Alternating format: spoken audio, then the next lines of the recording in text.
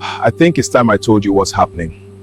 A long time ago in the 17th century, before Lagos had a name, before maps drew borders across water, there was a covenant, or water covenant.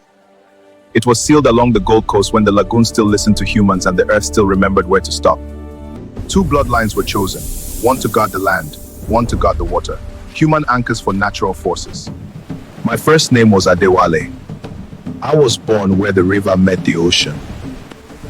I was raised to read tides, to sense unrest in the deep, to protect the invisible boundaries humans were never meant to cross. Your first name was Kruno. You were born near the forest edge where soil holds bones, roots, and memory. You were raised to control expansion, to decide where villages could grow and where the land must remain untouched.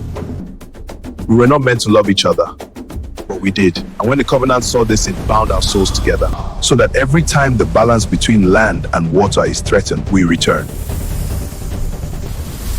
Different faces, different lives, different names, but the same two souls. In some lifetimes we were remembered early. The water stayed calm, the land stayed whole. In others we forgot. When colonial ships arrived, when coastlines were cut open, when sacred shores became ports, the covenant cracked. The water withdrew from humans. The land forgot its limits, but the memory did not die. It went dormant.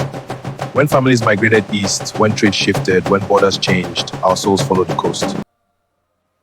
Until they met again, here in Lagos, a city built on borrowed land and restless water. Kemi, you are Kruna again, and I am Adewale.